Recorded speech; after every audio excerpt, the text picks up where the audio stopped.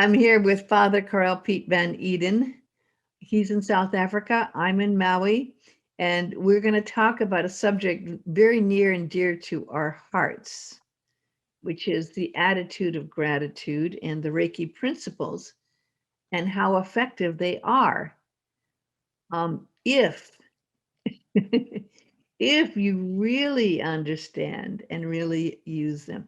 And I think we'll probably bring in this subject as well, Father, about the if, because we were just talking before we started recording about how people want the quick, easy way to do anything, including, well, yes, being healed, right? Most definitely, most definitely. So yeah, it's an exciting night. Thank you for having me again. It's always such a pleasure to spend time with you. You too. And I had not realized till this last week, and I saw one of your posts that you were doing a Reiki attunement one.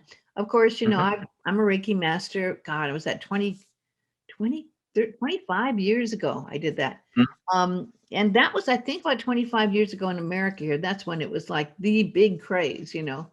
Yes, yes. Everyone wanted to take Reiki because a lot of people like the idea of being a healer, and a lot of people like the idea of making the money rather quickly. And you were seeing people here on the islands doing Reiki weekend after weekend. There was someone doing a Reiki Mhm. 1, Reiki 2. Some people do Reiki 1 on Saturday, Reiki 2 on Sunday, and the following week do the Reiki master.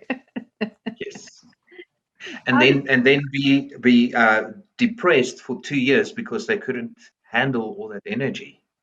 Well, I hadn't even thought of that, but it's interesting. I mean, the idea of course, is I've always believed before Reiki became the big rage. I mean, I always knew there was power in healing, and I was able to use healing techniques very, very effectively. But there wasn't a name for it, so people were, you know, like, well, what are you doing? You know, or, you know, laying hands on. No, I didn't want to call it laying hands on, or you know, but just doing healing. And people couldn't accept just I'm doing healing, but they could accept I'm doing Reiki, right? Yes. It has a name suddenly. And I've read about it in the paper, and that makes things a lot more accessible to people and acceptable. How did you discover Reiki? Through martial arts, actually. I started doing Aikido after school, and we do a lot of stretching. And I did a course in Shiatsu, and at a seminar, I met my Reiki master. She just looked at me and said, "You have to do Reiki. Uh, Come do the course, see if it works for you. Do level one. If you don't like it, leave it. Um, if you like it, carry on." And I could not stop after doing 1, 2, and we have here advanced and masters. Uh, and I went Was further and advanced 3 and then masters 4? Is that how it works? yes, yes. Oh, okay. I So, hadn't. so what we did is there are people who don't want to be teachers, Uh-huh. but they still want to be a master practitioner, basically. So the advanced course for us is you get your one master symbol. Yeah, Is it and then the I went on Asui? to do Karuna. Are you doing the Asui method, Dr. Asui? Yes, Yes. yes, Well, for those who aren't, and I think everyone is already aware of it, I mean, but we'll just go over the very interesting story and the fact that Dr. Asui was indeed a student. He was actually, you know, according to all the records, taking classes. And I don't know, was it Catholic? He was in a priesthood, I think, of some kind, wasn't he? yes. So the story is that he was a Christian monk, Mhm. uh, and not a junior monk either. He had disciples or students under him who then asked him, "How can we do hands-on healing? If the disciples of Jesus were able to do it, why cannot we do it today?" And so that was the start of a rather long search that he followed the path on. Yes, And, you know, to the point where he reached enlightenment basically and saw the symbols. And to me, you know, I just call it he was illumined. All the yes, descriptions of what he went through when he went to Yes, that point on the mountaintop and saw the symbols are all exactly what you experience when you experience enlightenment. definitely. The Japanese have such a beautiful word for it. They call it spiritual enlightenment. In Japanese is satori. Yes, I love Satori. Yes. Absolutely love Satori. And of course, then he comes down and he immediately starts to put into practice what he found, not even necessarily, I think, maybe aware that that was it, with the story of the woman that had a child with a very bad tooth, and then Yes. he feels that to how it followed on.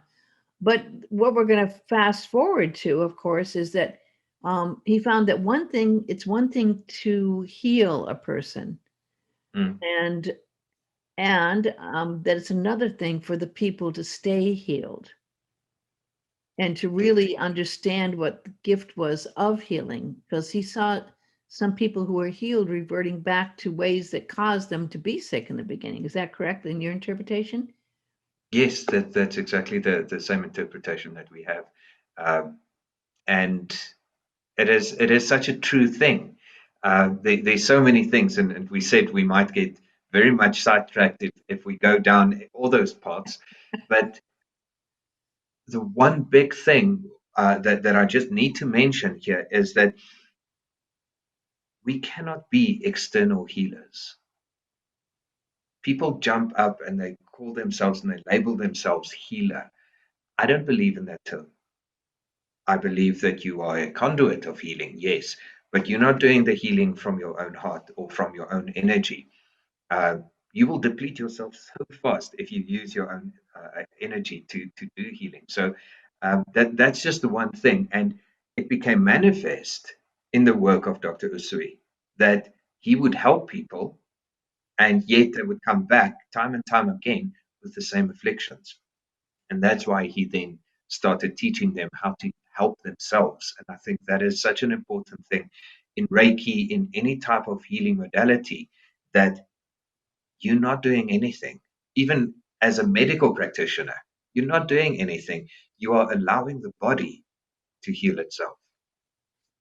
Well, I'm glad you brought up this point, because this has been one of the things that I get concerned about when people immediately start jumping into Reiki and healing people, Mm, and not realizing that unless you are able to be a clear conduit mm, for that energy to come through, you actually can even be transferring some of the stuff and issues that you have in your own energy field to the person.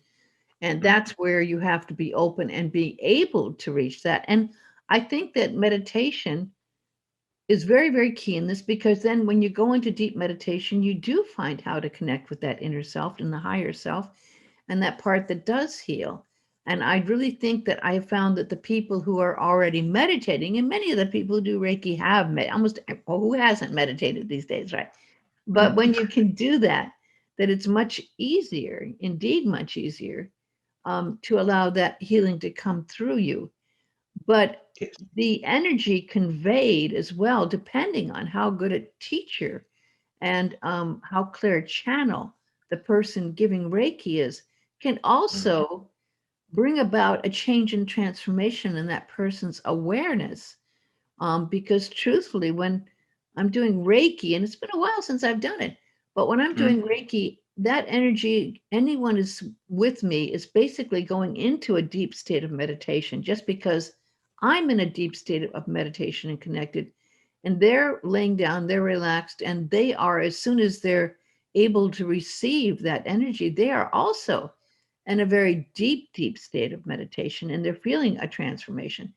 But from Yes. that, it's like to put that into practice. And my book, Spiritual Tools for a Better Life, I did this book, and it was based Mm, on Insight Timer yes. um, talks. And I did one on the attitude of gratitude, a talk on that, which is one of the precepts, rather smart of Dr. Sui, to keep them simple, right? Not even 10 commandments.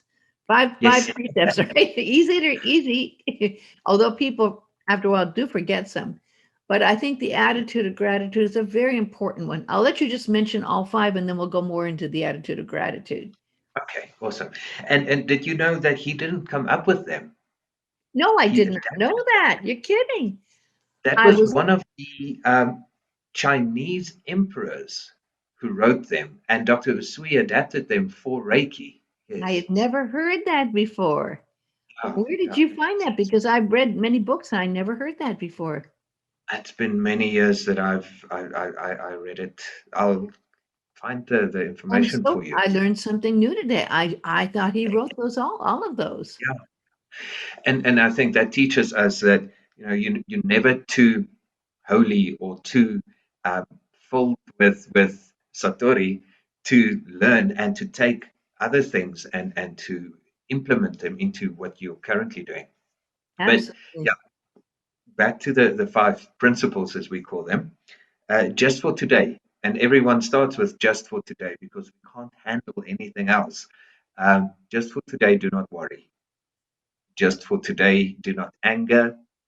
Just for today, earn your living honestly.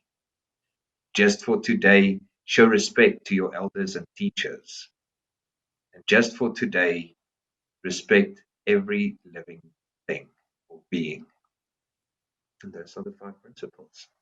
Those are also very, very powerful and beautiful. And again, if you follow those, um, it seems so simple to say them, but to follow them, you will find in life every single one Mm, will be sometimes come up and be challenging, just like I found in my life with all the different things that I've had to go through lately, that I've had to use all of these principles and not just say them or think them, yes. but to really activate and use them under the most trying. It's like I'm being road tested by the heaviest path of road testing, with all these. It's like, okay, you got the principles, you got the tools. Let's see how well they work in life when you're Yes. thrown this or that or this or that. And it's like, wow, okay.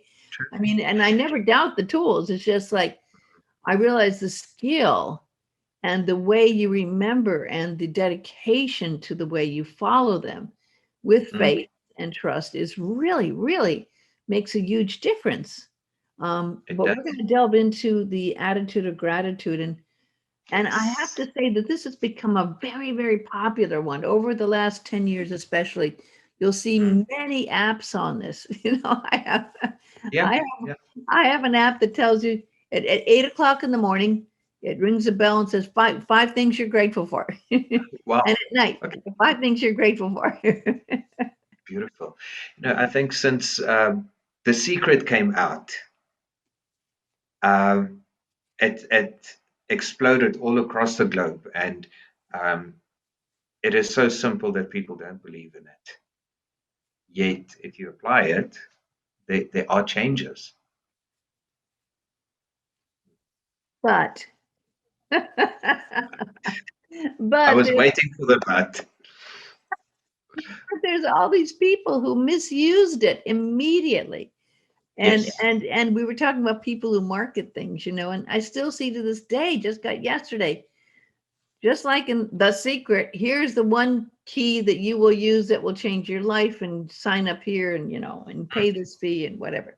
Or if it's free, usually it's free, and then you do it.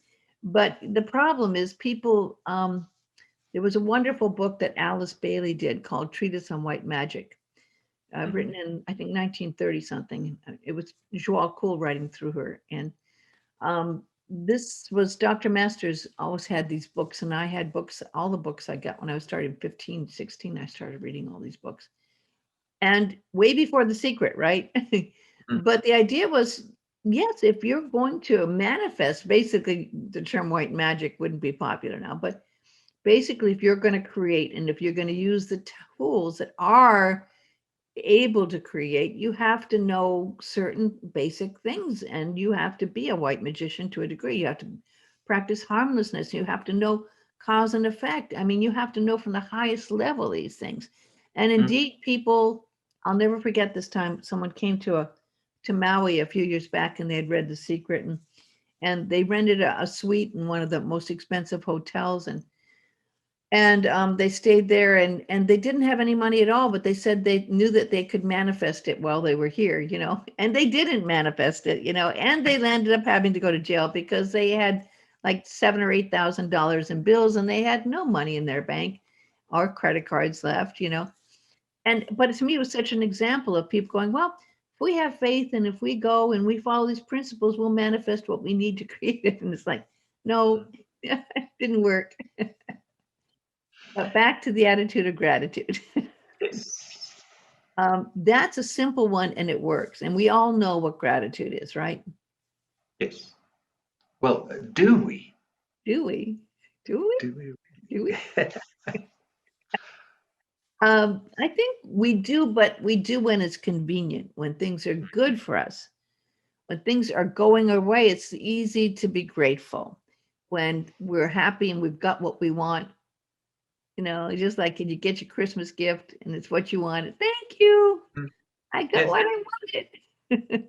But when things are not going your way and you're not getting what you wanted, that's when this is an important level to practice, the most important time to practice it, right? It is. And um, I think the application is sometimes lost on many people. Um, it is sometimes you the attitude won't necessarily get you out of your circumstances. Maybe there are lessons that you still need to learn. But what it will do is it will change the way that you perceive your circumstances. And So true. once that starts happening, then the circumstances change. So it's not this magic wand that you could swing and say, now suddenly I can pay my hotel bill. But it does make very, very subtle changes. And that then lifts us out of where we are at that moment. And I think that's really something that people miss. Uh, they try and manifest things immediately. And it is possible. For many a magician, you can manifest if you know how. Um, but that's not necessarily what we're talking about when we do address the attitude of gratitude. It's a component thereof. Well, and I think that having experienced, especially, some major events from life-threatening illness and changes in my situation of living, which has been a very nice situation, changes with work and dreams that I've had that I created that I really was very happy with, and like all this and more coming up at one time. I'm realizing, okay, you go back to the basics with the attitude of gratitude. I may not be grateful for having to move because I hate moving. Uh, Yes. I'm sorry, even if I'm grateful for it, I still hate moving. I know if I Yeah. get past the hate, maybe I won't have to move again, but Yes. I really hate moving. It's like, and of course, there's things I have to face in that hating of moving. It's like, oh my gosh, my stuff, lots of baggage to get rid of when you move. But if I go Mhm. down to the basics, like, okay, what am I grateful for really? It's like, okay. I mean, my gosh, I'm living on Maui. I have I have an amazing job, that I work very hard at, but it's amazing. I have some amazing friends, including you in my life. I have some very supportive people. I Mm. mean, I have people who are there, will, hold my hand when I need my hand held, which is quite Yes. a blessing. And I have this connection to God and prayer, which is an amazing gift that I have been able to have. So, I mean, some people may have not all that. Some people may just have that meditation time or that connection to God, or they may have a family member or a friend they have. But, there is always something, even in the Yes. worst circumstances, there's something to be grateful for. You see sometimes these news stories where people have lost their everything, their house, everything they've owned, except their maybe a couple of pictures. And they Mm. say, well, I guess I'm just grateful to be alive. Yes. So, Yes. it can come down to just that as your step of being grateful, right? Isn't that one of the most important things to constantly be grateful for? Yes. Is to be on this planet and still be here to learn and to experience and to be. Well, I you've think had it's challenging situations lately too that some people could easily get stuck on. If you didn't know how to practice the principles that you're living by, it could stop you in your track, and you could be sidetracked by things you feel that happened, which really didn't seem fair at all. Yeah, But you look at these things, and okay, you look at them in a different perspective when you're looking at them from a higher perspective, don't you? definitely. And sometimes you don't want to learn that lesson. You can see exactly where you have to be, and Uh-huh. you can see exactly what the plan is. Um, but you don't want to. You want to throw that temper tantrum, and sometimes maybe it's necessary, and get it out of your system, but then move back into the area of what am I grateful for? I am Yeah. grateful for the upheaval even in my life sometimes, um, because it's moving me into new places. I've since I mean the challenges that we spoke about. Um, I've started opening up so many new avenues. I've rediscovered Reiki. Reiki is such a thing to you forget about it because it becomes such a part of your life that um, you don't notice it anymore. And it's like taking medicine sometimes. You don't notice the good that it does for you. And then you stop taking it. And then one day you get a clap or a clap and you need to start taking it again. And that is where life then takes you. So you get reminded. And Reiki has brought me back to the idea of just be grateful for today. Be grateful for the fact that you can eat. There's so many people who are going hungry, and yeah, so stop complaining. I think I'm getting very hard with people these days and very harsh when they complain and they moan and Oh, life the is other perfect. side of Father Carel, your other side's coming out. You're being hard with people. Oh no. Yeah. Um, and people not allowing others the space to thrive because of their own hurt, and that's the message that everything comes back to, and we spoke about it earlier, is that people are hurting, and in that hurt they forget that there are good things in life, and they forget to connect to gratitude. And when that happens and we then forget on a global scale, we start hitting out and we start taking it out on each other. And I think that that's a big thing where we are as a community, as a people at the moment, is that we've forgotten about all the beauty that there is and everything that every single person, like you said, has something that they can be grateful for. Well, and I have to always go back to the gratitude for Mother Nature. I didn't even mention, I've got to get out in nature every day. I've got to take a walk. I mean, I should be grateful I can even walk, because there's people who can't. I mean, my significant other who had that heart attack is finding how difficult it is just to take steps now. Mm, It makes me realize, my gosh, you just take that for granted that you can even walk, without fighting and struggling just to take steps.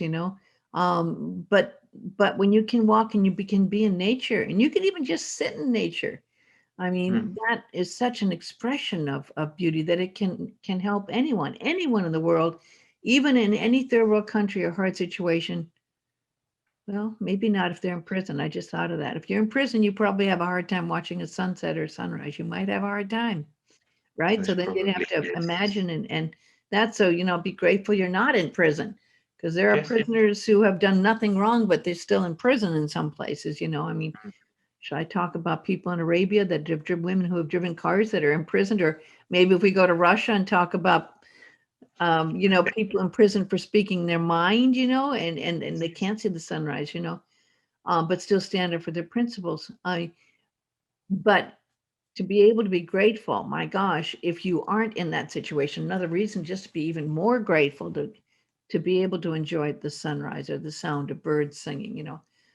mm, And what there's something really that is magical as soon as you embrace gratitude, and it's gone as far as people having studies and doing studies saying that it actually changes your physiological makeup. It actually helps you to feel better.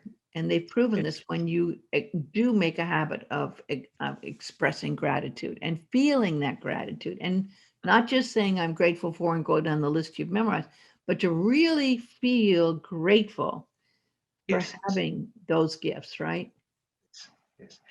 So a lot of thoughts coming up at the moment, but one of them is that Oprah at some stage also punted gratitude very much, and she said to write down 5 things every night that you are grateful for.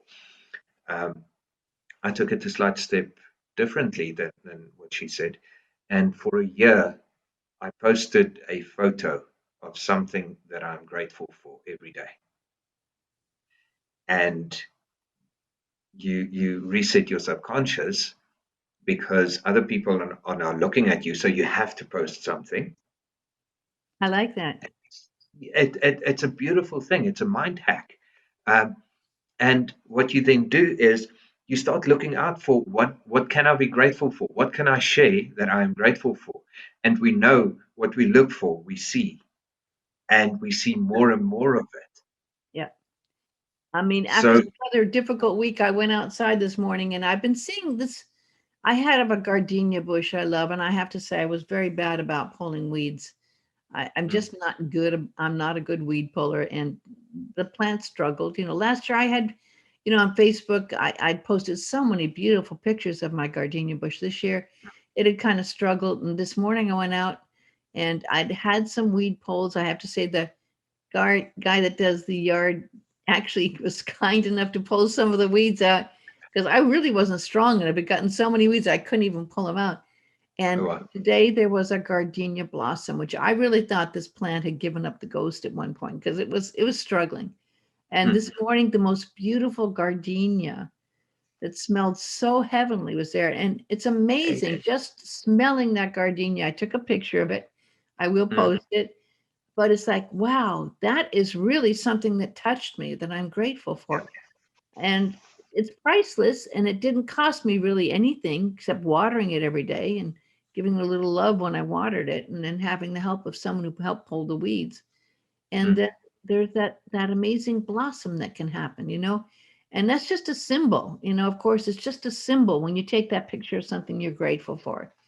mm, It's a symbol of most something definitely. in ourselves that are recognizing something Yes. beautiful, something that's happening there that we need to focus on to help improve our attitude. Because, again, the other part of gratitude that it's written with is the attitude of gratitude. Mm, Because when we have gratitude, the attitude can change. The attitude we have of being down and being hurt and being discouraged can change because the attitude is really key to everything as well. most definitely. And um, also knowing that it might not necessarily change within an instant. Oh dear. Oh, Oh never dear. mind then. Um, Oh dear. if you're going through major heartache, you know. if you are going through somebody who, a family member or a friend or a loved one who has passed, you can't suddenly decide, I'm grateful for something and choose something and then feel better. But the attitude is that this too shall pass. And once you start then focusing on the gratitude itself, then the strife and the struggles pass faster and it's more tolerable. It's And interesting being very close to that situation because, I mean, as you know, yes, my significant other was dead for 15 minutes. And there was really a very intense week where it didn't look like that it was going to work where he would continue to survive.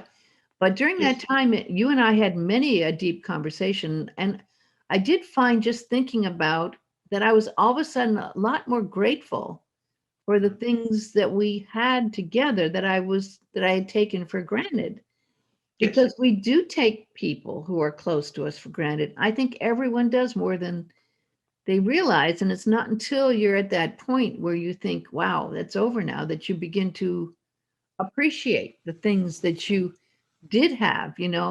So again, there comes that gratefulness for what you have that you can, if you have someone pass on, Mm. being grateful for what you have had, Yeah. and also being open enough to try to receive that energy of those gifts, which kind of live on in spirit. Um, it also brings up truthfully that we may have counted for on that other person in our life for certain things that we didn't want to deal with ourselves. Yes. And all of a sudden, it's like, wow, I had that person doing all of this for me. Mm. And now I have to be aware that I don't have a crutch or something, someone else to do that stuff, and I've got to do that myself. And Yeah. I think in a lot of relationships that happen. It Mm. happens where you count on a certain person to fulfill their part of the bargain of being there. And is that not human? And part of why we go into relationships. And I think it's a very normal thing to do, yet that awareness, the attitude of I see what you do is such an important thing. And a thought just came up, and I don't think many people would like me for this, but what if you were to write your loved one's eulogy today? Mhm. Yeah, I think And that's actually very valuable. What if you were to write your own eulogy today? yes, no, true that. So that and that one for me points to what do I want to be? What do I want to be remembered as? And when we write the eulogy of the loved one, we become aware of what they really do for us. Or sometimes we can become aware of the fact that maybe we need to rethink our relationship with this person. I think relationships can be improved greatly Mm. by being grateful for what that other person really is to us, Yes. and what's behind that. And we'll find that also many times there's a karmic relationship involved in any kind of long-term Mm. relationship. I don't go for soulmate so much as some people do, or I don't even go twin flame so much.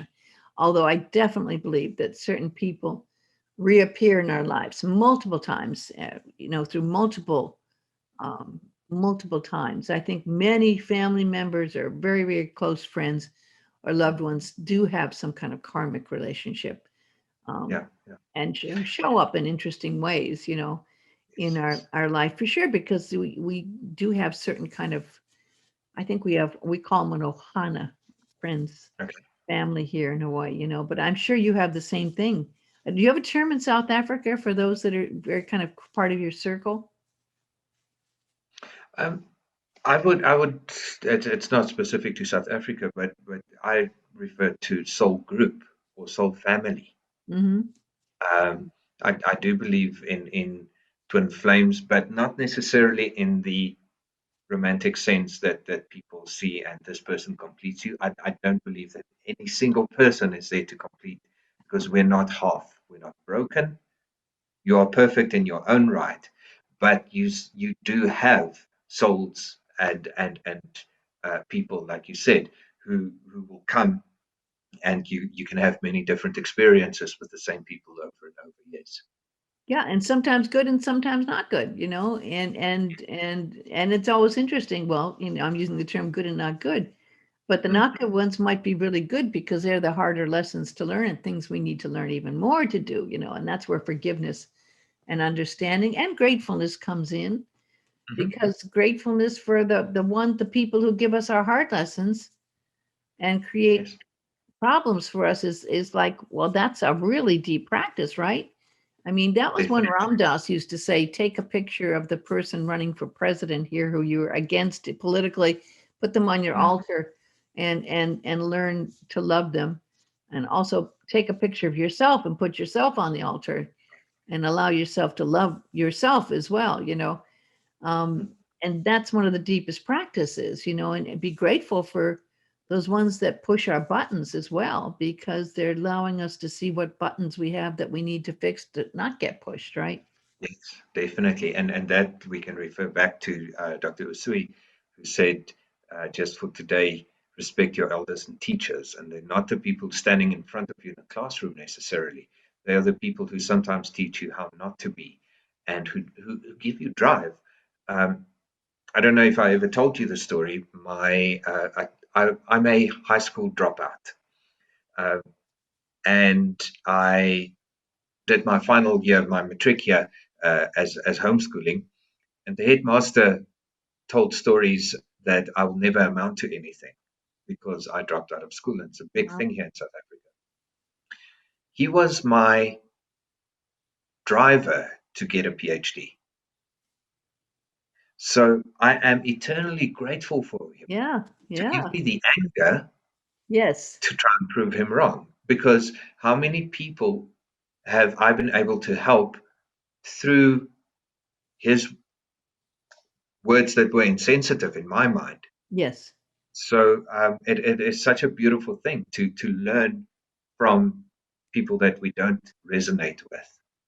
Yes, absolutely. And the hardest, and again, that forgiveness comes in that as well. And the deepest and the deeper the hurt, the more forgiveness, of course, is necessary. I found this with, well, we could get into another whole show about abuse and what True, happens with true, abuse and people being bullied and people. true. It's a whole issue, of course, with that and how Yeah. you can But if heal. you were to now apply the attitude of gratitude to that person, for Mhm. example, there's nothing to forgive. If they Yeah. taught you something, what is there ever to forgive? Um, South Africa is known for crime, so we sometimes share our crime stories. I was on my way to a friend's house a couple of years ago, and I said to him over the phone, I want a new car. I can't afford one. I wish somebody would steal my car. And he said, yeah, that's a good idea. I wish somebody would steal my car as well. 20 minutes later, we were tied up in his house in an armed robbery, and they took both our cars. Oh my Uh, gosh. but when I phoned my mother, my first words were, guess who's getting a new car? I asked for it. How could I ever be upset with the robbers for answering that energetic call? Wow. It took a while to get there. That's an amazing story. Did it work? It's Did you get a new car? well, my insurance paid out. Okay. So exactly what I asked for happened. Yeah.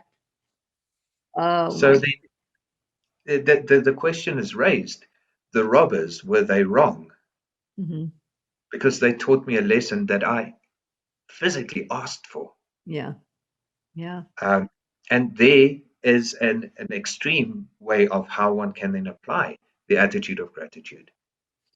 Yeah. No, it and it does show. See, if we take where all of that comes from, we go back to the higher spirit of oneness, and that we're all from the one creation, the one source, God. And of course, you are Dr. Sui. I'm Dr. Sui. You are the embodiment of the Christ light and consciousness. I am too. We are an embodiment of God and a part of it. So as we play out our different roles, they are just roles we are playing out in a very unbelievably complex drama that the creation dream has allowed us to play out. And I do believe we see this when we get to enlightenment or when we close to passing on, that we recognize this when we get to that higher perspective. But it's very, very difficult to, if in a regular reality conscious mind, to remember some of that things, and that's why it's great that you can teach the Reiki and that you're, back to it again. I haven't done it in, I don't know, 25 years. I mean, I don't even know if I remember the symbols. I mean, kind of remember the spiral one and the one, but you know what, for me, I mean, I know that it works for me anyway, because I was doing healing before I knew about the Reiki and the symbols, because again, it's what you're bringing through, and it's Yes. not you, as you said, to bring it full circle again. It's what you're allowing healing energy to come through you, and I think it just helps people to believe it if they have a symbol to put on their head and their hat with a title, and allows Yes. them to believe it, just like the Wizard of Oz, because if the Wizard of Oz said, you here's this, you can do this because you've got your certificate now. Some people don't like Mhm. that because they work very hard for the certificate and pay a lot of money for it. but that's Yes, okay. It yes. just means you believe in your certificate more. Um, True, true. And isn't that exactly why Mrs. Takata, when she went to yes. America, charged $10,000 to become a Reiki master? I met her and I had their Wow. daughter, Phyllis. Yeah. Phyllis, I had a Mrs. discussion Furumoto. with her about this. You know, she was very, very wanting to stick to the high price, but um, I have to say I had a disagreement about it because I said, well, if you're following the principles of Christ, Christ didn't charge $10,000 for Mm, his healing work, you know. And I said, I understand the principles behind it, but if you really go back to the beginning roots, it wasn't about the money being charged, you know. I mean, definitely the principles, 100% I agree on that, you know. But unfortunately, sometimes in our society, people don't appreciate something unless they do pay a lot for it. mm, And, you know, it's like, wow, that's a tough one for me because I don't think it's a matter of having to pay a lot of money to appreciate being a very good teacher, being a grandmaster, or anything such as that. Because I believe in the principles of Christ and the healing and God being the healer. mm. So, but that's just me.